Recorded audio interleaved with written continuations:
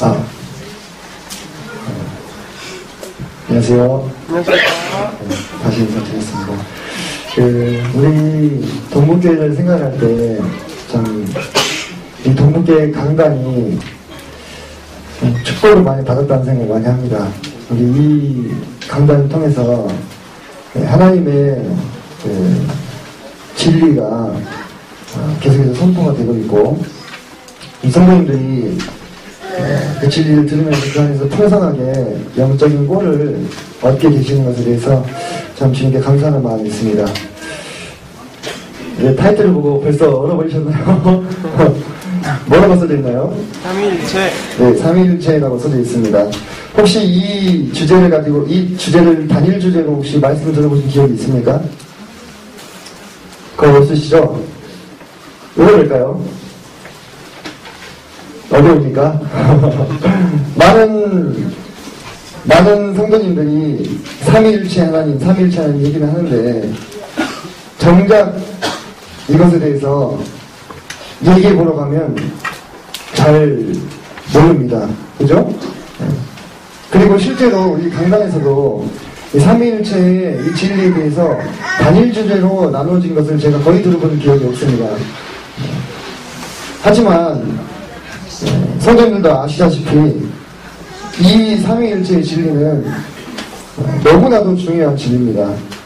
그렇기 때문에 결코 간과할 수 없고 어렵다고 생각하고 접어들 수만 없는 주제인 것입니다.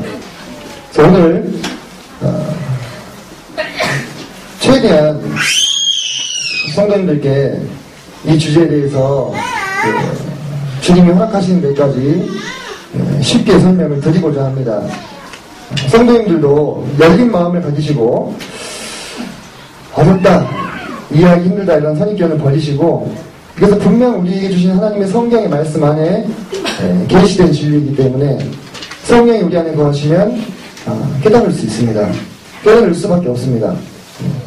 이 진리에 대해서 같이 상고해보는 시간을 좀 가졌으면 좋겠습니다. 제가 이 주제를 정하게 된 배경에는 그리스도와의 연합을 듣고 또 이전부터 주님에 대해서 생각이 오면서 내가 섬기는 이 주님에 대해서 내가 더 깊이 알고 배우고 싶다. 그분을 더 깊이 묵상하고 생각하고 싶다라는 그 원함으로부터 출발했습니다. 물론 우리가 주님을 알아갈 때 이 안다고 하는 것은 지식을 능가한 경험적인 알을 얘기하고 있습니다만은 성경에 계시된 모든 하나님의 어떤 계시를 다 경험해서만 알 수는 없는 것입니다. 실은 우리가 말씀을 들을 때 그것도 하나의 경험이 될 수 있습니다. 그렇기 때문에 우리가 오늘 이 삼위일체에 대해서 함께 나누면서 그 안에 계시된 우리가 섬기는 이 하나님에 대해서 정말로 깊이 묵상하게 되는 시간이 되길 바랍니다. 저는 개인적으로 이 말씀을 준비하면서 너무 행복했습니다. 이 말씀이 이렇게 이 말씀이 어떤가는 상관없이 우리 하나님에 대해서 생각하는 그런 주제가 되었기 때문에 그렇습니다. 다음과 같이 진행이 될 것인데요.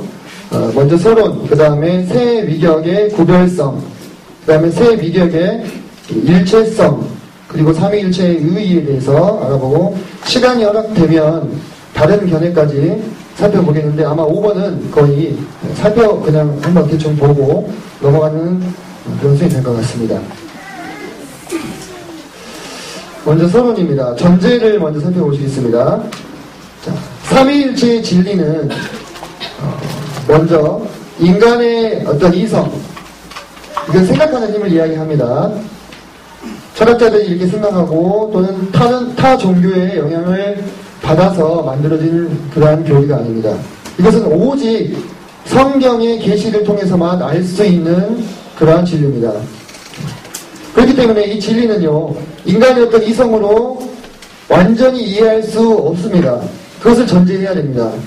이것을 억지로 이해해 보려고 풀다가 수없이 많은 이단들이 나왔습니다. 그래서 우리는 먼저 이 삼위일체의 진리는 하나님의 신적인 영역에 속한 계시다. 이것을 전제하고 다만 우린 다 이해할 수 없을지라도 이것을 믿을 수는 있는 거죠. 그죠? 네, 믿음으로. 삼위일체라는 말은 성경에 안 나옵니다. 아시다시피요. 하지만 성경에 분명히 계시된 진리입니다. 그렇기 때문에 성경적입니다. 이 삼위일체의 진리가 성경에 계시되었다. 이 말은 우리가 이 진리를 알아보기 위해서는 반드시 성경이 허락하는 범위 안에서 성경이 계시해 주는 데까지만 나아가야 함을 전제하고 있는 것입니다. 때로 머리가 아주 뛰어난 많은 철학자들이나 신학자들이 이 문제를 자기의 생각으로 풀어보려고 시도하다가 자가당착의 오류에 많이 빠졌습니다. 오늘날 우리도요, 새 위격, 서로 다른 독립적인 새 위격이 한 본질이 되심에 대해서 이해할 수 있는 사람이 중에 아무도 없습니다. 그래서 억지로 풀지 마시고 다만 성경이 우리에게 보여주는 증거들을 통해서 마음 가운데 확신하시면 되는 겁니다. 제가 벤자민 워필드의 정의를 좀 가지고 왔습니다. 이분이 누군지는 잘 모르셔도 되고요. 이 정의를 한번 같이 곰곰이 생각해 보겠습니다. 삼위일체에 대해서 같이 한번 읽어보실까요? 한 분 하나님부터요. 시작. 한 분 하나님 속에 본질적으로는 같으나 존재가 전혀 다른 똑같이 영원하시고 똑같이 동등하신 삼위가 계신다. 삼위는 본질적으로 같으시지만 그 존재하심은 분명히 구별되신다. 이것이 성경이 우리에게 계시해주고 있는 삼위일체의 정의입니다. 한 분 하나님, 하나님은 한 분이십니다. 그렇죠? 그 하나님 안에 본질적으로는 같지만 존재가 전혀 다른 똑같이 영원하시고 똑같이 동등하신 삼위의 하나님, 성부 하나님, 성자 하나님, 성령 하나님이 계신다는 거예요.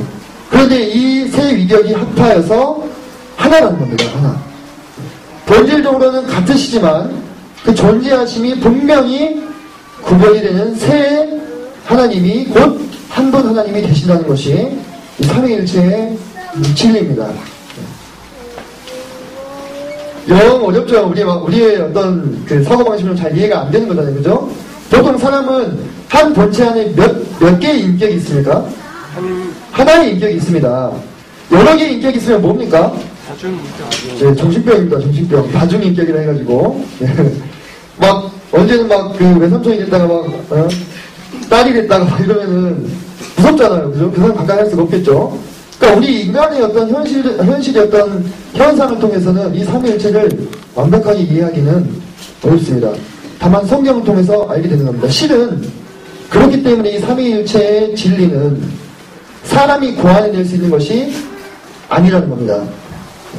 사람이 상상해낼 수 있는 진리가 아니라는 거예요. 왜? 사람은 그런 것을 한 번도 본 적이 없어요. 이것은 우리의 차원 너머에 있는 한 분 하나님께서 우리에게 알려주실 때에만이 알 수가 있는 거예요.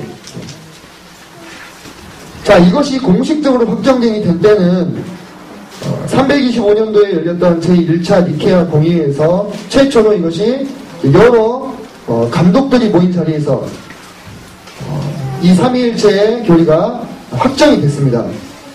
참 감사하고 또 놀라운 게 이때 당시에 이단으로 널리 알려진 소위 이제 아리우스라고 하는 사람이 이 니케아 공의회에서 아타나시우스라는 신학자 이렇게 서로 대립을 하게 되는데요.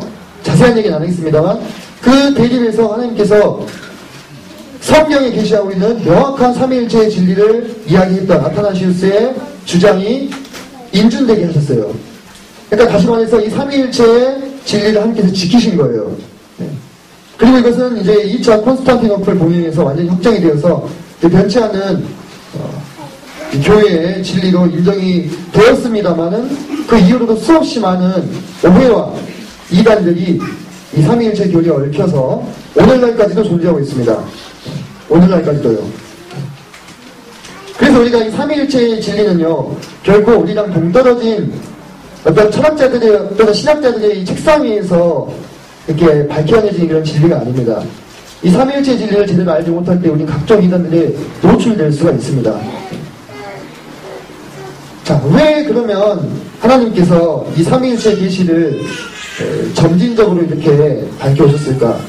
주님이 이 땅에 공생을 사시고 난 후에도 무려 300년의 시간이 지난 뒤에야 이것이 공식화된 거예요. 물론 여러 가지 이유가 있습니다. 제가 뒤에 좀 더 자세히 설명을 드리겠습니다. 구약시대에는 이 삼위일체의 교리가 아주 부분적으로 희미하게 계시가 되어 있습니다. 그 이유는 이제 이것이 다신론으로 변질될 위험이 있기 때문이었습니다. 뒤에서도 자세히 설명을 드리겠습니다. 왜? 삼위일체라는 이 개념이 유대인들이 이해가 안 되는 거예요.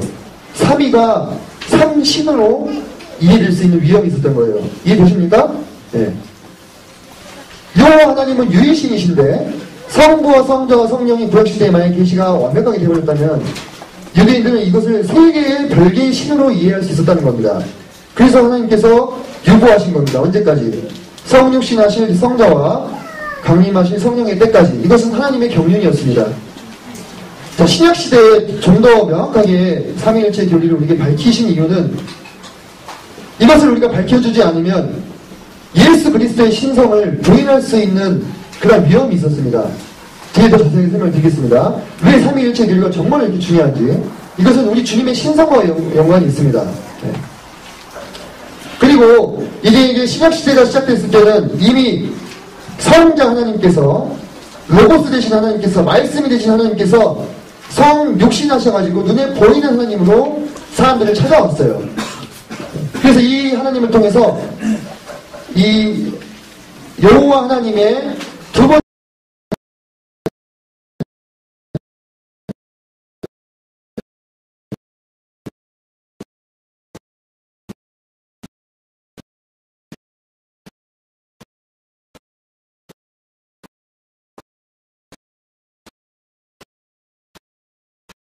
삼위일체의 이 진리를 더 명확하게 우리가 이런 증거들을 가지고 확신할 수 있는 때가 되었다는 것입니다. 자, 다음으로 새 위격의 구별적인 신성을 먼저 살펴보겠습니다. 우리가 삼위일체라 했을 때 먼저 삼위라는 말을 한번 주목을 해봅시다. 삼위는 잘 아시다시피 성부와 성자와 성령 하나님입니다. 구약시대 유대인들은 이 하나님을 한 하나님, 유일한 하나님, 여호와 하나님으로 인식했습니다. 그 말은 맞습니다. 근데 이 한 하나님이신 여호와 하나님께서 어떻게 새 위격으로 존재하시느냐, 어떻게 구별적으로 존재하시느냐, 이것을 우리는 성경을 통해서 확신해야 될 필요가 있습니다. 먼저 여러 가지 증거들이 있겠지만은 가장 확실한 것은 성경 말씀의 증거겠죠. 성경 말씀에서 각각의 위격에 대해서 하나님이다 라고 선언하면 되는 거예요. 먼저 성부에 관해서는 로마서 1장 7절에 로마에서 하나님의 사랑하심을 받고 성도로 부르심을 받은 모든 자에게, 지금 바울이 얘기하는 거죠. 하나님 우리 아버지. 성경 말씀에 하나님 우리 아버지 이렇게 선언하고 있어요. 그러면 성부 하나님은 하나님으로 존재하심이 증명이 됩니까? 네, 되죠. 네. 성부 하나님에 대해서는 그 신성을 부인한 예는 거의 없습니다. 신성을 부인한 사람은 하나님 안 믿는 사람들이겠죠. 네.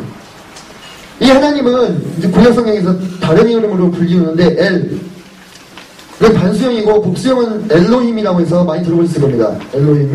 그 다음에 여호와는 스스로 있는 자 이런 뜻입니다. 자존자. 네. 아도나이, 주인, 주 이런 이름을 가지고 계십니다. 그 다음에 가장 문제가 많이 일어나는 부분이 어디냐면 성자 하나님에 대한 부분이에요. 예수님이 하나님 되심을 그렇게 인정을 하지 않으려고 해요. 사람들이. 그런데 예수님에 대해서 성경에서 뭐라고 증거하고 있냐면 히브리서 1장 8절에 아들에 관하여는 하나님이요. 여기서 아들은 누굽니까? 예수님이에요. 근데 예수님에 대해서 뭐라고 하셨어요? 하나님이요. 이렇게 얘기했어요. 그러면 예수님은 하나님입니까? 아닙니까? 맞죠? 네. 왜 이렇게 확신이 없으십니까? 맞습니까? 네. 아들에 관하여는 하나님이요. 이렇게 선언하고 있어요. 성경에서. 그러니까 예수님이 하나님이 되신다는 거예요. 성경 구절에서. 그리고 요한일서 5장 20절에서는 아들 예수 그리스도 안에 있는 것이니 그는 참 하나님이시오. 이렇게 말씀하고 있습니다. 그러니까 수없이 많은 이단들이 뭐라고 짓거린다 하더라도 성경 말씀에서 이렇게 명백하게 선언하고 있는 것을 부정하는 이상 그들은 하나님으로부터 말미암은 사람들이 결단코 아닌 것입니다. 우리 성도 이러한 성부와 성자와 성령의 신성을 알 수 있게 해주는 구절들을 암송하고 있어야 됩니다. 우리가 삼위일체 하나님을 믿는데 어떻게 그것을 증명할 것입니까? 오직 성경을 통해서만 증명할 수 있는 거예요. 그래서 이 구절들을 우리가 마음 가운데 암송하고 메꾸면 되지 않기 때문에 언제든지 누구든지 그리스도의 신성에 대해서 공격해 올 때 성경을 펴서 보여줄 수 있어야 되는 겁니다. 마지막으로 성령에 대해서, 이 성령에 대해서 많은 오해가 있습니다. 왜? 성령의 존재에 특수하심 때문에 그래요. 성령은 흔히 기름, 불, 물, 바람 이런 것들로 묘사가 됩니다. 아주 유동성이 강한 어떤 형태로 묘사가 되고는 하는데, 그렇기 때문에 이 성령 하나님을 어떤 힘 또는 에너지, 어떤 근원, 파워 이렇게 생각하는 사람들이 많이 있습니다. 그러니까 어떤 인격체가 아니고요, 그냥 어떤 능력이라는 거예요.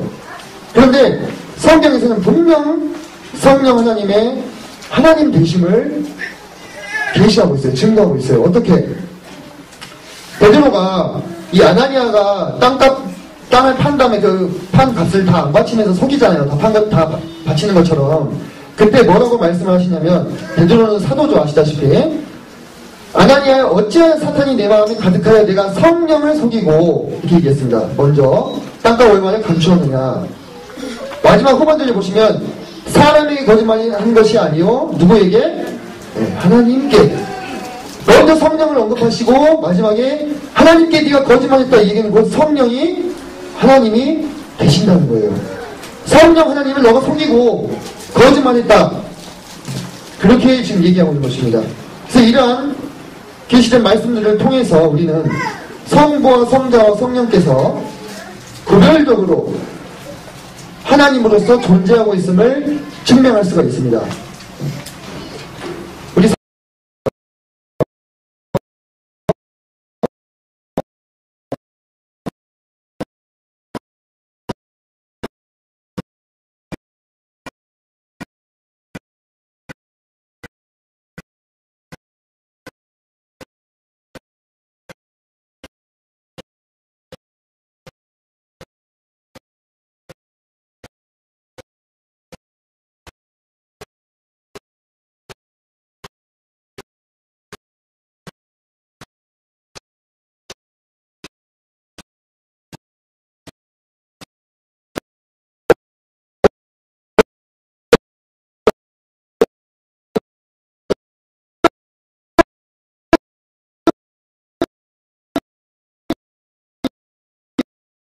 그래서 우리는 인격적인 존재라고 말할 수 있습니까? 우리는 지와 정과 의를 가지고 있어요. 그죠? 네. 생각하고 판단하는 이성과 느낄 수 있는 감성, 그리고 원할 수 있는 의지, 이 세 가지를 가졌을 때 비로소 이것을 인격적인 존재다, 이렇게 이야기를 합니다. 하나님께서 사람을 그분의 형상을 닮은 존재로 창조하셨을 때 그 뜻은 우리를 그분과 같은 인격적인 존재로 만드셨다는 거예요. 그렇다면 우리가 이 세 위격의 각각의 성부와 성자와 성령이 단순한 어떤 세력이나 또는 에너지나 또는 어떤 힘이 아니고 구별적으로 독립돼서 존재하시는 하나님이다, 이것을 증명하기 위해서는 각각의 성부와 성자, 성령이 인격이 되심을 살펴봐야 돼요. 무슨 얘기인지 이해가 되십니까? 좀 더 쉽게 얘기하면 성부, 성자, 성령이 우리 사람처럼 판단할 수 있고 이해할 수 있고 느낄 수 있고 원하고 이룰 수 있는 그런 존재라는 것을 알아봐야 된다는 것입니다. 성경을 통해서. 먼저 성부에 대해서 한번 보겠습니다. 제가 아까 인격적이다 이렇게 얘기하기 위해서는 지정의를 다 갖추고 있어야 된다고 말씀을 드렸죠. 성부의 지성을 먼저 보겠습니다. 성부는 요한일서 3장 20절에서 하나님은 우리 마음보다 크시고 모든 것을 아시기 때문이다. 성부 모든 하나님은 전지하십니다. 그런 의미에서 하나님은 지성을 가지고 있으십니다. 그리고 그리고 이 성부 하나님은 구약성경에 아주 다양한 감정을 느끼시는 분으로 묘사가 되고 있습니다. 그래서 근심하시기도 하고, 진노하시기도 하고, 질투하시기도 하고, 사랑하시기도 하고, 은혜와 자비를 베푸시기도 하는 하나님. 만약에 이 하나님이 인격이 아니라면 이러한 감정적인 요소들은 표현될 수 없는 거예요. 이것을 통해서 우리는 성부 하나님이 또 감정을 가지고 있으신 분임을 알 수가 있고요. 또 그분은 그의 마음에 하고자 하시는 것이면 그것을 행하시다니 의지를 가지고 있으신 분입니다. 성부는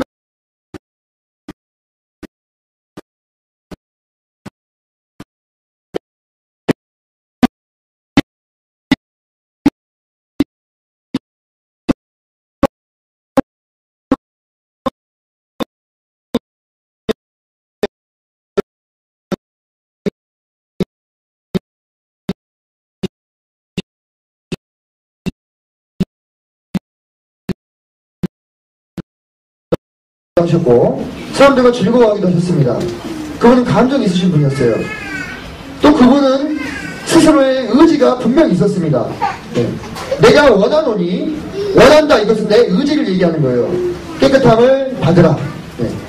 주님이 병자들 보시실 때 이런 말씀 많이 하셨어요. 내가 원하노니 깨끗함을 받으라, 나으라, 걸으라, 이런 얘기들을 많이 하셨습니다.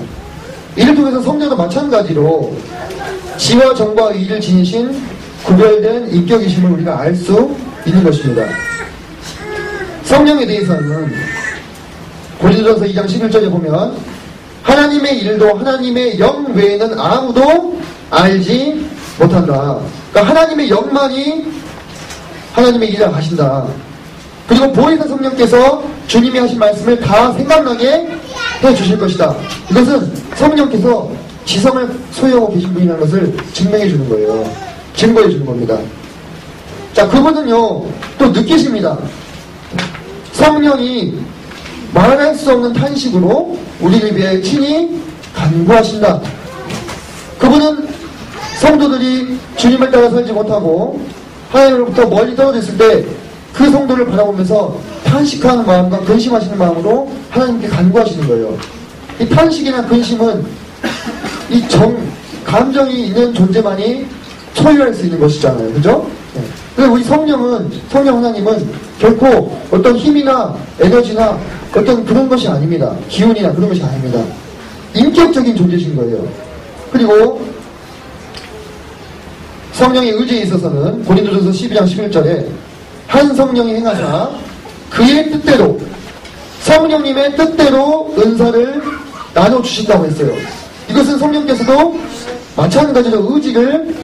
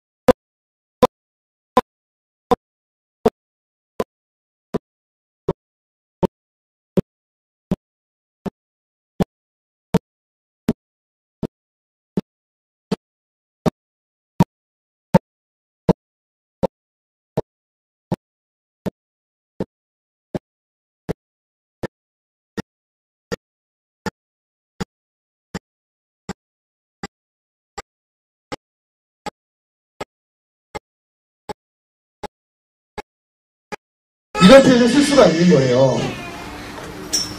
두 번째로 여호와께서 한 아들을 주셨다. 시편 2편 7절에 보면은 너는 내 아들이라 오늘날 내가 너를 낳았도다, 이렇게 말씀하시죠. 만약에 한 인격이 자기 스스로에 대해서 내가 나를 낳았다라고 얘기하면 이건 얼마나 말이 안 되는 상황입니까 지금? 이것은 분명히 구별된 두 미격을 우리에게 보여주는 거예요. 그런데 여러분 잘 생각해야 될 것이, 여기서 이제 하나님이 이제 하나님을 낳았다고 하니까 여기서 이제 파생되는 또 잘못된 견해들이 있습니다. 종속론이라든지 또는 양자론 이런 것들이 있는데, 이게 뭐냐면 성자 하나님이 성부보다 낮은 위격이라는 거예요. 성부로부터 성자 하나님이 창조되어 나왔다는 겁니다. 피조물이라는 거예요, 성자 하나님이. 이 성자 하나님의 신성을 부정하는 겁니다. 네, 동등한 신성을. 그런데 여러분, 여기서 여러분들 잘 생각하셔야 될 게, 너는 내 아들이라 오늘 내가 너를 낳았다. 이 말씀이 어떤 의미냐면요. 먼저 여기서 오늘이죠, 오늘. 빨간색으로 제가 이렇게 하는데, 이 오늘은요, 어떤 한 시점을 이야기하는 것이 아닙니다. 하나님에게는 과거와 현재, 미래가 의미가 없어요. 그분은 시간에 종속되지 않은 분이세요. 그죠? 그래서 여기서 말하는 이 오늘은요, 영원한 현재를 말하는 겁니다.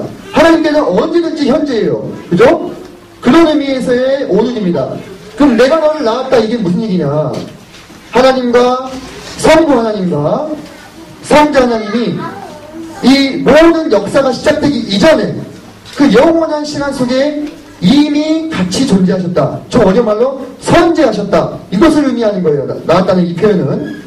그러니까 이것이 하나님으로부터 성부 하나님으로부터 성자 하나님이 이렇게 피조됐다. 이 뜻이 절대 아니라는 것입니다. 여러분들. 이 부분을 잘 이해하셔야 됩니다. 이게 왜 잘 이해가 안 되느냐?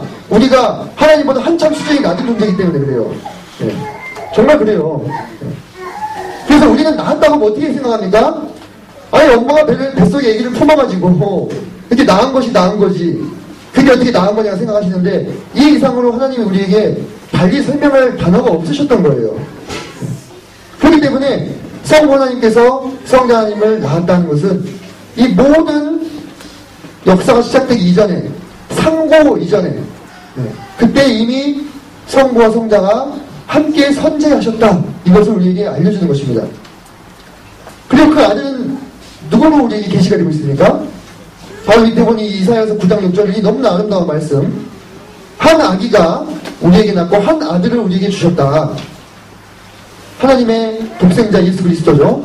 그분에 대해서 뭐라고 묘사합니까? 전능하신 하나님이다. 이렇게 묘사하고 있습니다. 그래서 여호와 하나님께서 그분과 구별된 한 위력의 하나님이 또 계시는데, 이분이 곧 전능하신 하나님이라는 거예요. 동등하게. 세 번째로 잠언 8장에 나타난 지혜. 잠언 8장 읽으면서 어떤 생각들을 하셨는지. 제가 여기에 인용한 말씀들은 적어두셨다가 다시 읽으면서 묵상해 보시면 참 도움이 많이 되실 것 같습니다. 잠언 8장 22절로 31절에 계시된 이 지혜를 보면요, 참 놀라운 이 묘사가 나옵니다. 보통 우리 잠언은 솔로몬 왕이 집필한 것으로 이렇게 알고 계시잖아요. 그죠? 근데 이 지금 기술은요, 솔로몬이 스스로에 대해서 썼다고는 그렇게 볼 수 없는 그런 기술이 나옵니다. 잘 보시면, 여호와께서 그 조화의 시작, 곧 태초에 일하시기 전에 나를 가지셨으며, 분명히 이건 솔로몬은 아니잖아요. 그죠? 희한해. 이게 무슨 얘기입니까? 아직 바다가 생기지 아니하였고 큰 샘들이 있기 전에 내가 이미 났으며, 창조 이전에 이미 존재하셨다는 거예요. 그리고 여기 보면은 물이 명령을 거스르지 못하게 하시며 또 땅의 기초를 정하실 때 내가 그 곁에 있어서 창조자가 되어. 앞에서 여호와께서 천지를 만들고 계시는데 이곳에 나오는 이분은 또 자기가 창조가 됐다고 이야기하고 있는 거예요. 이 잠언 8장에 나타난 이 지혜는 말씀 되신 하나님, 성자 하나님, 로고스의 하나님을 우리에게 계시하고 있는 것입니다. 그래서 이미 창세 전에 존재하셨고 스스로 또 창조자가 되셨고, 그래서 성부의 창조사에게 동참하시면서 기뻐하시고 즐거워한 위격이 이 말씀 안에 나타나 보여주고 있는 것을 우리가 알 수가 있습니다. 자, 여기까지 해서 제가 세 위격의 구별성에 대해서 쭉 성경 말씀을 인용해서 말씀을 드렸는데요. 이 정도면 성부와 성자와 성령의 구별되신, 또 그분들의 신성에 대해서 더 이상 의심할 여지가 없다고 결론을 내려도 되겠습니까? 예. 그러면 이제 이 세 위격이 어떻게 하나가 되시는지를 좀 살펴보겠습니다. 삼위일체잖아요. 그죠? 네. 삼위일체. 자, 먼저 구약에 나타난 일체성을 먼저 보시면, 이 하나님의 복수성에 대한 암시가 있습니다. 삼일체성에 대한. 구약에 보면 이 엘로힘이라는 단어가 나오는데 이거는 제가 아까 말씀드렸다시피 복수명사예요. 이게 무슨 얘기냐면 우리가 이렇게 강아지가 있으면 강아지들 이렇게 얘기하는 게 맞나요? 네. 사람 있으면 사람들 이게 복수명사잖아요. 그죠? 네. 여러 개가 있을 때 그걸 복수명사라고 하거든요. 그러니까 엘로힘이 복수명사인 것은 하나님이 지금 여러분으로 적혀 있는 거예요. 지금 구약 성경에는 유일한 하나님만 계시가 되는데 이런 것들이 삼위일체의 계시의 흔적이라는 겁니다. 흔적. 근데 이 복수명사를 무슨 동사를 갖고 있냐면 단수 동사를 갖고 있어요. 이 놀라운 것이 우리 말은 그런 게 별로 없는데 이제 영어나 그런 것들 보면은 이 주어가 복수일 때랑 단수일 때랑 받는 동사의 형태가 좀 달라집니다. 아시다시피. 근데 분명 주어는 복수인데 받을 때는 동사가 단수로 취하고 있어요. 이것은 새 하나님이 일체가 되심을 우리에게 알려주고 있는 거예요. 그리고 창세기 1장 26절에 보면 우리의 모양대로 이렇게 나옵니다. 우리의 모양대로. 우리는 단수가 아니잖아요. 그죠? 여러 명 있을 때 우리라고 하죠. 또 창세기 11장 7절에 보면은 바벨탑에 이렇게 살피려 내려가실 때 우리가 내려가서 이렇게 얘기를 하십니다. 하나님께서. 이건 다 하나님이 복수인데 또한 하나가 되심을 우리에게 증거해주고 있습니다.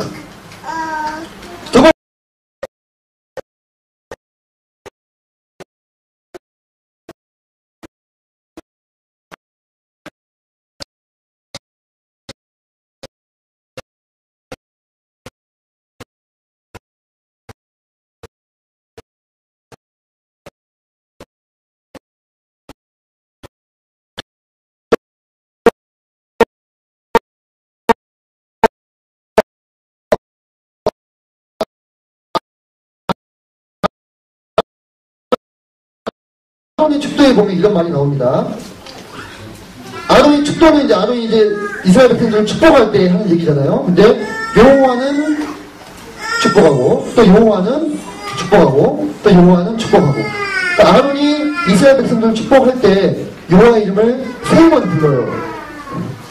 이러한 것들을 통해서 구약 성경에도 삼위일체 하나님이 부분적으로 희미하게 계시되어 있음을 우리가 살펴볼 수 있어요.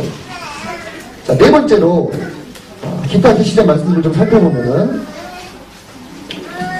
이제 창조주 하나님 말고 창조된 피조물들이 존재하고 또 그 존재가 계속해서 이렇게 유지되고 보존될 수 있기 위해서는 이 성부와 성자와 성령 하나님의 이 역사가 필요합니다. 근데 이 안에도 여러분들 세 위격의 일체성을 우리가 엿볼 수가 있는데 시편 33편 말씀만 좀 보시겠습니다. 여호와의 말씀으로 하늘이 지음이 되었으며 그 만상을 그의 입기운으로 이루었도다. 이 말씀에서 여호와와 말씀과 입의 기운이 나옵니다. 그래서 피조물들이 존재하고 또 그 피조물이 보존됨에 있어서 여호와, 말씀, 입의 기운 이와 같은 세 위력이 함께 일하고 있는 것을 우리가 찾아볼 수가 있어요. 근데 여러분들 이렇게 쭉 들으시면서 어떤 느낌을 좀 가졌습니까? 약간 억지 같다 이런 생각 하시는 분도 있습니까? 그럴 수 있습니다. 왜냐하면 제가 이유를 설명하겠습니다. 이 구약에 계시된 삼위일체의 진리는요 아주 희미해요. 네. 그래서 사실 구약 성경만 아는 사람이 이 자체를 통해서 삼위일체의 진리를 또는 그 흔적을 이렇게 찾아내는 것은 거의 불가능합니다. 우리가 지금 이런 말씀들을 보면서 이것이 삼위일체의 흔적이구나 어떻게 알 수 있냐면 이미 우리는 시작성도이고 시작성경을 통해서 삼위일체에 대해서 좀 더 명확한 어떤 관점을 갖게 된 거예요. 그 눈으로 구약성경을 바라보니까 여기 저기에 삼위일체의 흔적들이 숨어있네. 이것을 소극적으로 알아낼 수 있을 뿐이에요. 근데 하나님이 그렇게 하셨습니다. 제가 앞서 말씀드렸다시피 구약성경에 계시된 하나님은 유일한 하나님이에요. 신명기 6장에 이스라엘아 들으라 너희 여호와 하나님은 유일한 하나님이시니 이렇게 말씀하잖아요. 그죠? 예. 유일하신 하나님. 왜 그랬냐면 그때 당시에 이스라엘이라는 나라를 제외하고 다른 모든 이방 나라는 한 신을 섬기는 나라가 없었어요. 다 어떤 신을 섬겼습니까? 많은 신들을 섬겼습니다. 다신도예요. 다신. 신들이 여러 명이었어요. 이 신도 섬기고 저 신도 섬기고 남신도 있고 여신도 있고 뭐 새신도 있고 뭐 물고기 신도 있고 엄청나게 많은 신들이 많이 있었어요. 그러니까 이스라엘 백성들이 일반적으로 신에 대해서 가질 수 있는 어떤 생각은 신이 하나입니까? 여러 명입니까? 여러 명일 수 있는 거예요. 왜? 주변 국가들이 다 여러 신을 섬기니까. 그렇지 않겠습니까? 영향을 받을 수 있는 겁니다. 그래서 우상 숭배를 했던 거고요. 그렇기 때문에 그런 시대에 만약에 여호와 하나님이 나는 삼위로 된 하나야 라고 얘기하면 이스라엘 백성들이 어떻게 이해하기 쉽겠습니까? 아, 신이 셋이란 얘기인가? 우리도 신이 셋 있었네? 이렇게 이해하기가 쉬웠다는 거예요. 그렇기 때문에 하나님은 구약성경에서는 거듭거듭 그분의 유일성을 강조하고 계십니다. 나는 유일한 하나님이다. 한 하나님이다. 스스로 존재하는 자다. 이렇게 그분의 유일성을 계속 강조하시는 거예요. 왜? 이런 위험이 있기 때문에. 그래서 우리가 구약성경에서 이 삼위일체 교리를 이렇게 뚜렷하게 발견하기가 무척이나 어렵습니다. 그것을 감안하셔야 돼요. 그런데 신약에 나타나면 좀 더 봅시다. 자, 첫째로 예수 그리스도의 침례식의 장면을 보시면 그 안에 삼위의 일체성이 나타나는데, 자, 예수께서 세례를 받으실 때 하늘로부터 성령이 주님께 임하시고 또 소리가 있어 말씀하시되 하나님이 예수님에 대해서 이는 내 사랑하는 아들이요 내 기뻐하는 자다. 이렇게 삼위의 하나님이 함께 주님을 증거하고 있는 모습을 볼 수가 있습니다.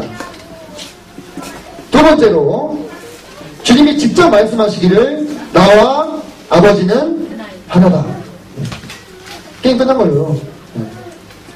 성자 하나님이 성육신하셔서 오신 예수님께서 나는 여호와 하나님, 성부 하나님과 하나다. 이렇게 얘기하셨어요. 두 분이 일체가 되시는 거예요. 또 침례를 명하는 구절을 보면 아버지와 아들과 성령의 이름으로 한 하나님 곧 새 위격의 하나님의 이름으로 침례를 주라 이렇게 나왔습니다. 사도들이 축도할 때도 보면은 주 예수 그리스도의 은혜와 하나님의 사랑과 성령의 교통하심이 너희들이 함께 있을지어다. 이곳에서도 삼위의 하나님이 한 성경 구절 안에 나타나 보여지고 있습니다. 다섯 번째로 교회의 은사와 직분에 함께 나타나십니다. 은사는 여러 가지나 성령은 같고 직분은 여러 가지나 주는 같으며 사역은 여러 가지나 모든 것을 모든 사람 가운데서 이루시는 하나님은 같다. 이 한 말씀 안에도 새 위격이 동시에 드러나 보이고 있습니다. 그래서 이 삼위일체에 대해서 신약성경은요 굳이 이것을 증명하려고 하지 않습니다. 실은 왠지 아십니까? 이 신약시대의 성도들은 굳이 이걸 증명하거나 이렇게 설명해서 풀어주지 않아도 당연히 하나님은 삼위일체 하나님이었어요. 그들에게. 그래서 당연히 삼위일체 하나님을 알고 받아들였던 거예요. 비록 이것이 공적으로 인준이 된 것은 4세기였지만 이미 초대교회의 성도들은 하나님을 인식할 때 삼위가 한 하나님이 계신다고 인식하고 있었던 겁니다. 그래서 굳이 신약성경에는요 삼위일체에 대해서 구구절절 풀어 쓰지 않았습니다.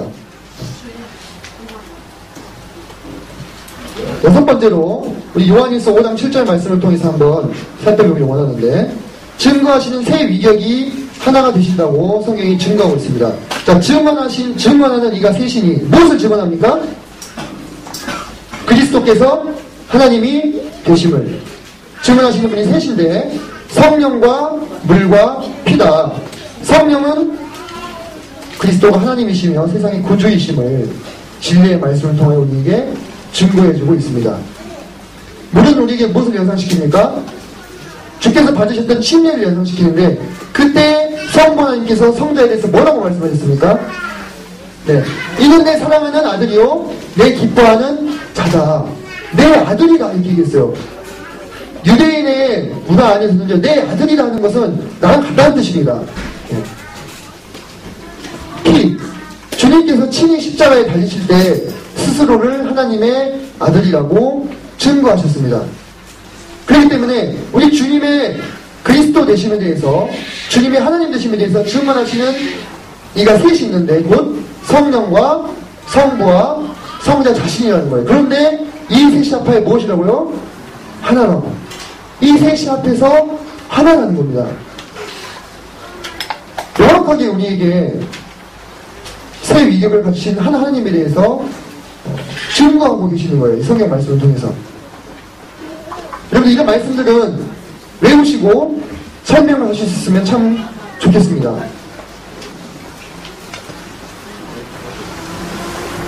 마지막으로 이제 7번째로 새 위격의 한 본체 대신에 이 절정이 요한복음 14장 16절로 26절에서 펼쳐지고 있습니다. 제가 오늘 이 부분을 낭독하고 또 감사의 기도를 드렸었는데, 여러분들 성경을 읽을 때 정말 간절한 마음으로 자세하게 한 글자 한 글자 뜯어서 읽으십니까? 여러분 정말로 그러면은 그 안에서 값진 보화를 발견하실 수가 있습니다. 성경을 소설책 읽듯이 읽으면 성경은 소설책이 됩니다. 다니엘 이야기도 재밌고 모세 이야기도 재밌고 홍수 이야기도 재밌잖아요. 그죠? 근데 정말로 여러분이 그 성경 안에서 성경을 통해 계시하신 하나님을 만나고 싶으면요, 성경 말씀을 한 글자 한 글자 정말 간절히 구하는 심령으로 자세하게 읽으셔야 돼요. 이 요한복음 14장 16절 26절 말씀을 지금 더 자세히 보시기 바랍니다. 주님이 마지막에 잡히시기 전에 제자들에게 말씀하신 장면이에요. 얼마나 간절한 마음으로 제자들에게 말씀하고 계시겠습니까? 이 마지막 때에 제자들에게 가장 중요한 말씀을 하시지 않겠습니까? 그죠? 네. 근데 무엇을 말씀하고 계시느냐? 내가 아버지께 구하겠으니 그가 또 다른 보혜사를 너희에게 주사 영원토록 너희와 함께 있게 하리니 그는 진리의 영이다. 스스로 주님께서 성령을 증거하고 계십니다. 세상은 능히 그를 받지 못하나니 이는 그를 보지도 못하고 알지도 못합니다. 근데 너희는 그를 안다. 그는 너희와 함께 거하시며 너희 속에 계시겠습니다. 여러분, 주님이 약속해 주셨기 때문에 우리 안에 성령이 지금 거하시는 거예요. 내가 느낄 수 없고 만질 수 없고 볼 수 없지만 내 안에 성령 하나님께서 거하고 계시는 것입니다. 지금. 자, 1번을 유념하시면서, 자, 1번에 저희 번호를 적어놨죠. 내가 너희를 보와 같이 버려두지 아니하고 너희에게로 오리라. 조금 있으면 세상은 다시 나를 보지 못할 것이로되 너희는 나를 보리니 이는 내가 살아있고 너희도 살아있겠습니다. 주님께서 다시 부활하실 것을 말씀하고 계시죠. 네. 그날에는 내가 아버지 안에, 먼저 주님이 아버지 안에 거하심으로 아버지와 아들은 하나가 되는 것입니다.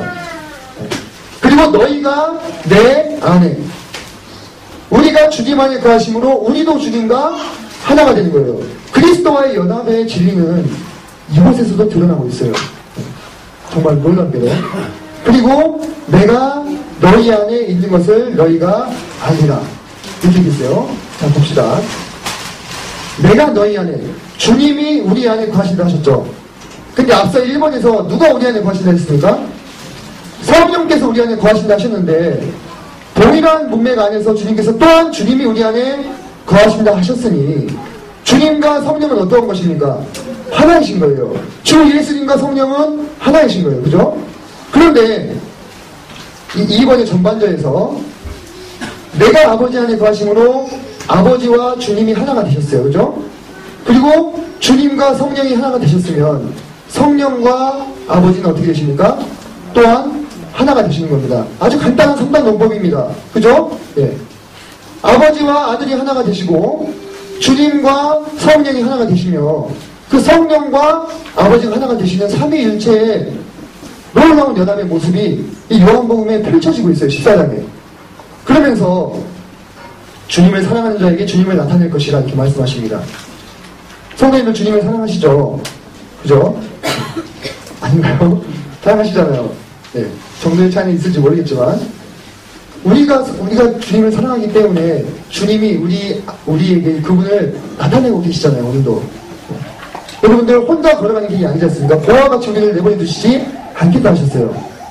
삼위 되신 하나님께서 그 하나님은 우리 안에 계속해서 도전하시고 우리의 삶을 인도해 가시는 거예요.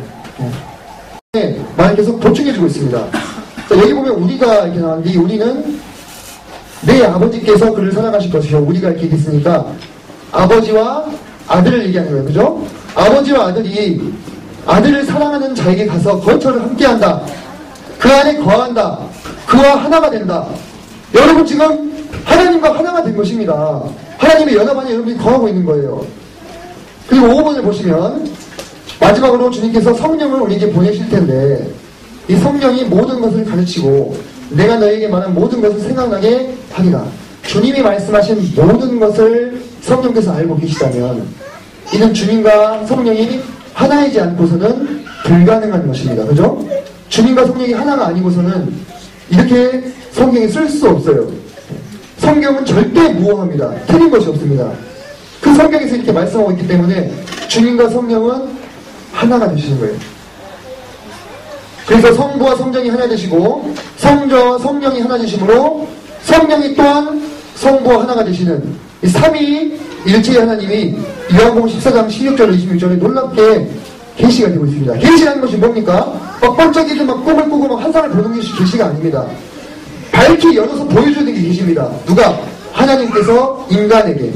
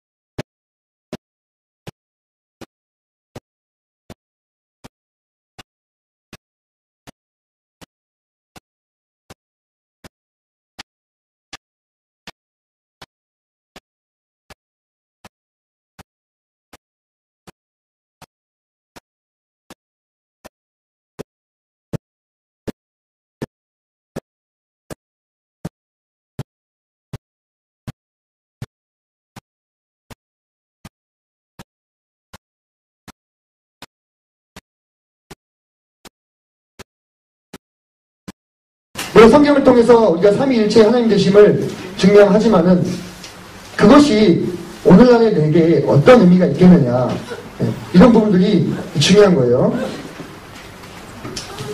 자, 먼저 삼위일체를 통하여 우리는 신비로운 하나님을 바라볼 수 있게 됩니다. 여러분, 제가 아까도 말씀드렸지만 삼위일체는요, 엄격히 이야기하면 우리 인간 세상에서는요 모순이에요. 그렇지 않습니까? 모순이에요. 왜? 한 본체 안에는 한 인격만 들어가는 것이 정상인데 한 본체 안에 독립적인 세 인격이 존재하면서도 하나다. 이해는 안 되잖아요. 그죠? 솔직히 이게 무슨 표현이냐면 네모난 원 말이 됩니까? 안 되죠? 우리가 살고 있는 이 현실에서는 네모난 원은 없어요. 원이면 원이고 네모면 네모지. 또는 불타는 얼음 말이 안 되죠? 이런 것을 우리 뭐라고 합니까? 모순이라고, 모순. 그죠? 근데 이런 겁니다. 한번 이제 생각해 봅시다. 우리는 지금 3차원에 살고 있죠? 뭐 차원 이런 얘기 나오면 갑자기 여러분 어려워지는 느낌인데 전혀 어려운 거 아닙니다. 자, 1차원은 뭡니까? 점이에요, 점. 점은요, 결코 선이나 면을 생각할 수 없어요. 왜? 점이 전부인 세상이에요. 그죠? 2차원은 선과 면인데, 선과 면. 이 선과 면은 입체를 생각할 수 있습니까? 입체. 이렇게 입체적으로 생긴 이런 거. 절대 생각할 수가 없어요. 왜? 그 차원에서는 선과 면이 전부예요. 마찬가지로 우리는 몇 차원에 삽니까? 네, 3차원에 삽니다. 점과 선과 면으로 이루어진 3차원에 살아요. 우리 3차원적인 존재들에게는요, 삼위일체가 엄청난 모순이에요. 이해가 안 돼요. 근데 우리보다 더 높은 차원, 어쩌면 그 차원은 초월이 계시는 하나님의 입장에서는 삼위일체는 너무나 상식적인 거예요. 너무나 당연한 거예요, 그분한테는. 그래서 하나님이 삼위일체라는 건 정말 이건 신비해요. 왜? 우리는 한 본체 안에 한 인격만 존재하는데 이 온 우주 안에 유일하게 존재하시는 하나님, 단 한 분밖에 안 계시는 하나님께서 삼위일체로 존재하신다는 거예요. 그 존재 방식이 있어서. 그분은 이런 면을 살펴봤을 때 독특하고 유일무이한 존재 아닙니까? 우리 하나님이? 그렇지 않습니까? 우리 독특하고 유일무이하신 그 위대한 하나님을 바라보면서 경외감을 느끼게 되는 거예요. 어떻게 이런 존재가 존재할 수 있지? 어떻게 이렇게 놀라운 분이 우리에게 그분을 나타낼 수가 있지? 어떻게 이렇게 놀라운 분이 인간이 되셔서 이 땅에서 사람처럼 사실 수가 있지? 그분께 경배와 찬양을 드리지 않을 수가 얻게 되는 겁니다. 삼위일체를 깊이 묵상하실 때. 두 번째로 이 완전한 새 위격께서 우리를 보호하고 계신다는 겁니다. 성부는 우리를 의의 길로 인도하고 계시고, 성자는 성부 앞에서 우리를 위해서 신실히 변호하십니다. 우리의 대언자가 되신다 이렇게 하시잖아요. 대언자. 대언자는요, 변호인이에요, 변호인. 에드부컷. 그 영어 성경은 그렇게 나옵니다. 우리 변호자가 되시는 거예요. 그리고 성령께서는 우리를 위해서 말할 수 없는 탄식으로 우리를 위해서 간구하고 계세요. 제가 아까 요한복음 14장 말씀에서도 말씀드렸다시피 이와 같이 온전하신 연합, 이것은 우리에게 전도서의 말씀을 떠올리게 합니다. 한 사람이면 패하겠거니와 두 사람이면 맞설 수 있나니 세 겹조는 쉽게 끊어지지 않는다. 각각의 독립된 세 시절이 서로 엉켜서 하나의 밧줄을 이루면 그 밧줄은 끊어지지 않는 거예요. 그처럼 성부와 성자와 성령께서 완전히 구별되신 세 하나님께서 온전한 일체를 이루시고 그분의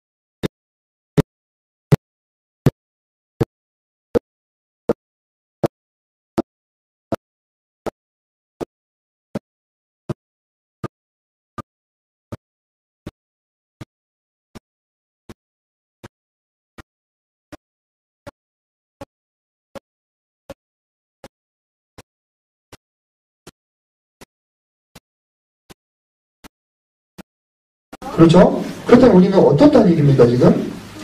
우리 삼위일체 하나님께 붙어있는 거예요, 지금. 삼위일체 하나님께서 창세 이전부터 서로 간에 누려오시던 그 충만한 교제와 충만한 사랑의 연합 안에 우리가 함께 거하게 된 겁니다. 여러분, 이것이 어떻게 우리의 실제가 되겠습니까? 그리스도와의 연합을 통해서 실제가 됩니다. 주님께서 이미 그리스도와의 연합을 통해서 이 모든 것이 이 삼위의 하나님께서만 나누시고 누리시던 그 교제와 사랑을 우리도 공급받을 수 있게 하셨어요. 허락하셨어요. 이렇게 우리가 주님과 하나가 됨으로 실제가 어떻게 되는가에 대해서도 오늘날 주님께서 우리에게 감사하게도 성경 말씀과 성경 교사들 통해서 가르쳐주고 계시지 않습니까? 네. 그 삼위일체만 하나님만 누리던 서로 간에 그 충만한 교제와 사랑 안으로 여러분이 초래된 거예요. 지금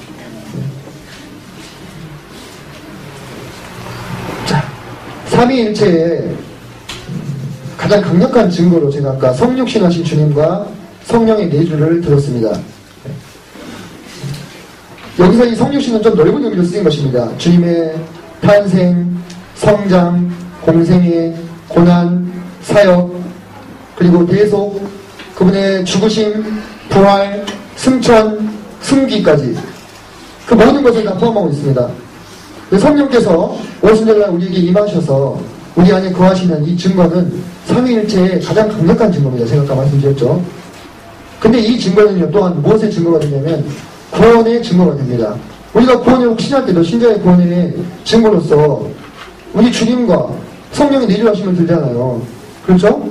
그렇기 때문에 삼위일체를 부정하는 것은 성도의 구원의 증거 또한 부정하는 것이 되고, 삼위일체를 확실하게 믿는 것은 그 성도의 구원 또한 확실하고 견고하게 해주는 거예요. 왜? 실은 그 둘이 동일한 증거에 의존하고 있기 때문에 그렇습니다. 성자의 성육신과 성령의 강림과 내주하심. 그래서 이 삼위일체의 이 진리를 우리가 더 확신하면 확신할수록 우리 성도가 받은 이 구원이 더 견고한 증거의 기초 위에 서게 되는 것입니다. 여기 간단하게 설명하겠습니다. 구약의 유일신 계시와 충돌하지 않으면서 예수님이 하나님 되심을 입증한다. 여러분, 만약에 삼위일체의 이 진리가 신약시대에 더 밝히 나타나 보이지 않았다면 이 예수님을 신으로 인정하는 것에 대해서 많은 어려움이 있었을 거예요. 왜? 유일한 여호와 하나님이 계시잖아요. 그죠? 근데 또 이 예수를 신으로 인정해야 돼. 그러면 신이 몇 명이 됩니까? 2명이 돼요. 유대인들이 왜 예수님 못 믿는지 아십니까? 이것 때문에 그래요. 네. 예수님을 하나님이 인정하면 신이 2명이 되는데 그건 말도 안 돼. 그래서 안 믿는 거거든요. 근데 놀랍게도 이 삼위일체의 진리 안에서는 우리 주님이 하나님이 되시면서도 이 유일한 신, 구약에 계시된 이 유일한 신의 계시와 서로 이렇게 충돌하지 않아요. 왜? 구별된 한 위격으로서의 성자 하나님이시고 한 하나님이 되시기 때문에 그래요. 그래서 이 삼위일체의 이 진리 안에서만 신약시대에 우리에게 찾아오신 이 예수님은 하나님으로서 인정받기에 아무 거리낌이 없어지시는 거예요. 이해가 좀 되십니까? 예. 삼위일체가 신약시대에 이게 알려지지 않았다면요, 우리는 그리스도를 하나님을 인정하는 데서 상당히 애를 먹게 된다는 거예요. 왜? 신이 2명이 되기 때문에 다 신령이 돼요. 근데 성부와 성자와 성령이 독립된 하나님이면서 완전히 통일된 하나의 하나님이심이 우리에게 계시가 되었잖아요.